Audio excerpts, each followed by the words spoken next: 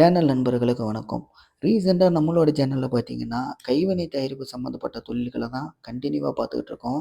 அந்த வகையில இன்னைக்கும் அதே மாரி ஒரு கைவினை தயாரிப்பு தொழில பத்தி தான் பார்க்க போறோம். இப்ப நீங்க வீடியோல பார்க்குற இந்த ஒவ்வொரு பாக்கெட்டும், ஒவ்வொரு டிசைன்ஸ் இருக்கிற மூலப்பொருள்கள். கைவினை தயாரிப்புக்கு தேவையான ஒவ்வொரு டிசைனும் பார்த்தீங்க அப்படின்னா, ஒவ்வொரு பாக்கெட்ல நமக்கு ரூ.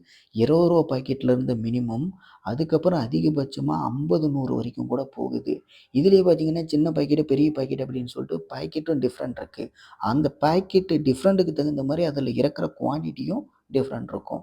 இந்த பொருள்கள் எல்லாத்தையுமே வச்சு, இப்ப நீங்க வீடியோல பார்க்குற மாரி ஒரு முழுசான ஒரு பொருள நம்ம தயாரிக்க போறோம். இதுக்கு தேவையான அத்தன மூலப்பொருட்களும் இந்த கடையில உங்களுக்கு கிடைக்கும். இந்த கடையோட அட்ரஸு, எப்படி வாங்குறது, நமக்கு விலை எந்த அளவுக்கு காம்ப்ரமைசிங்கா கிடைக்குமா? அப்படிங்கிற டீட்டெயில் எல்லாமே பார்த்தீங்க அப்படின்னா, நான் கடையோட அட்ரஸ கீழ டிஸ்கிரிப்ஷன்ல குடுக்குறேன். ஆனா ஃபோன் நம்பர் மட்டும் குடுக்கல. ஏன்னா கடைக்காரர் ஃபோன் நம்பர் வேணாம் தம்பி. எதுவா இருந்தாலும் கடைக்கு நேரடியா வர சொல்லுங்க. நான் என்னால முடிஞ்ச வரைக்கும் ரேட் கம்மி பண்ணி தர்றேன் அப்படின்னு சொல்லிட்டு சொல்லியிருக்காரு. ஸோ இதுதான் பார்த்தீங்க அப்படின்னா, நமக்காண்டி அந்த கடைக்காரர் பண்றதே.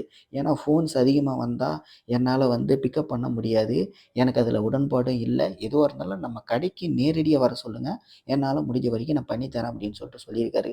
அதனால அந்த கடைக்காரர் எனக்கு அட்ரஸ் குடுத்துருக்காரு. அந்த அட்ரஸ கீழ டிஸ்கிரிப்ஷன்ல குடுக்குறேன். அந்த அட்ரஸும் நோட் பண்ணிக்கங்க. எங்கேயுமே கிடையாது. சேலம் செவ்வாப்பேட்டையில தான் இருக்கு அந்த கடை.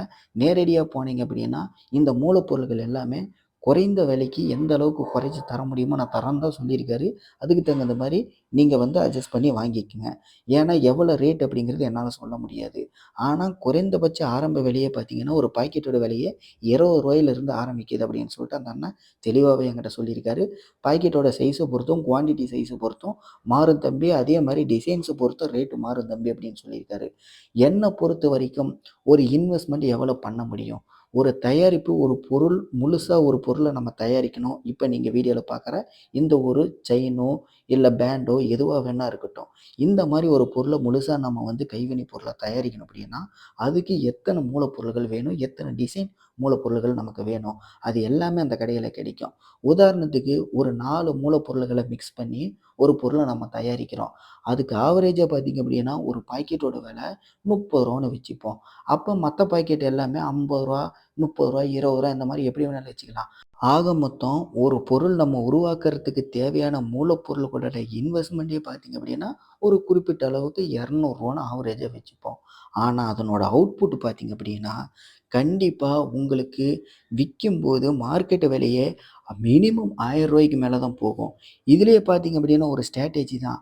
ஆளுக்கு தகுந்த மாரி நம்ம பிசினஸ் பண்ணணும்னு சொல்லுவாங்க. அந்த மாரி ஆளுக்கு தகுந்த மாரி நீங்க பொருளோட விலைய ஏத்தி இறக்கி கூட நீங்க பிசினஸ் பண்ண முடியும். அந்த அளவுக்கு நீங்க பண்றீங்க அப்படின்னா, உங்களுக்கு ஒரு பொருளுக்கு எப்படி பார்த்தாலும் குறைந்தபட்ச லாபம் ரூ. 500க்கு மேல கேரண்டியா கிடைக்கும். அதிகபட்சமா ரூ. 1000க்கு மேல கூட ஒரு பொருள் மூலியமா உங்களுக்கு லாபம் கிடைக்கும். அதில இன்வெஸ்ட்மென்ட் ரூ. 200 ஒரு அப்ராக்ஸிமெண்டா தான் நான் சொல்றேன். இன்வெஸ்ட்மென்ட் ஒரு ரூ. 200 நீங்க கழிச்சீங்க அப்படின்னா, உங்களுக்கு கிடைக்கிற லாபம் மட்டுமே தாராளமா ரூ. 500க்கு மேல மினிமமே கேரண்டியா கிடைக்கும்.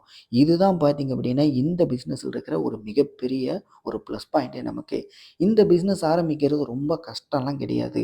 நாம ஒரு தொழில் பண்றதுக்கு முன்னாடி எப்படி ஆரம்பிக்கணும் அப்படிங்கிறத யோசிக்கிறதுக்கு பதிலா, ஒரு மூலப்பொருள வச்சு நம்ம எப்படியெல்லாம் இந்த பொருள தயாரிச்சா நல்லாருக்கும் அப்படிங்கிறத கையில வச்சு, நாம ஒரு ஐடியாவோட ஒரு பொருள உருவாக்கும்போது தான், நமக்கு அதிலிருந்து பல ஐடியாஸ் கிடைக்கும். அந்த மாரி நம்ம எதுவுமே பண்ணாம, நம்ம கையில ஒண்ணுமே இல்லாம வெறும் கையில வச்சுட்டு சிந்தனைய பண்ணிக்கிட்டு இருந்தோம் அப்படின்னா, நம்மளால எந்த விதமான ஒரு தொழில்லயுமே எதையுமே நேக்கு போக்கு கத்துக்கவே முடியாது. என்ன பொறுத்தவரைக்கும் இந்த தொழிலுக்கு பார்த்தீங்கன்னா, உங்களுக்கு குறைந்தபட்ச இன்வெஸ்ட்மென்ட்டா ஒரு 5000 இருந்தாவே போதும். ரூ. 5000 இன்வெஸ்ட்மென்ட்ல ஒரு பொருளுக்கே நீங்க பார்த்தீங்க அப்படின்னா, ரூ. 200 தான் இன்வெஸ்ட்மென்ட் பண்றீங்க. அந்த பொருள் முழு வடிவம் உங்களுக்கு குடுத்து அத விக்கும்போது பார்த்தீங்க அப்படின்னா, கேரண்டியா ரூ. 1000க்கு மேல நீங்க விக்க முடியும். இதில கிடைக்கிற லாபமே பார்த்தீங்கன்னா, மினிமம் ரூ. 500க்கு மேல உங்களுக்கு கிடைக்குது. அப்ப ரூ. 5000க்கு நீங்க பொருள் வாங்குறீங்க அப்படின்னா, அப்ப நீங்க எத்தன குவான்டிட்டி பண்ண முடியும்? அப்படிங்கிறத நீங்க ஆவரேஜா கணக்கு போட்டுக்கங்க. இதில நமக்கு எத்தன பொருள் நம்ம தயாரிக்கிறோம், எத்தன டிசைன் நம்ம தயாரிக்கிறோம், எத்தன குவான்டிட்டி தயாரிக்கிறோம் அப்படிங்கிறது நமக்கு தான் தெரியும். அப்ப ஒரு பொருள் முழுசா வடிவமைக்கிறதுக்கு நமக்கு ஒரு 4 விதமான மூலப்பொருள்கள் நமக்கு தேவைப்படுது அப்படின்னா, அப்ப அது எத்தன குவான்டிட்டி நம்ம தயாரிக்கிறது, எத்தன மூலப்பொருள்கள் நமக்கு வேணும், எத்தன பாக்கெட் வேணும் அப்படிங்கிறது ஏ டூ இசட் எல்லாத்தையுமே நீங்க ஒரு டைம் பண்ணி பார்த்தா மட்டும் தான் உங்களால கணக்கு கிளியர் கட்டா எடுக்க முடியும்.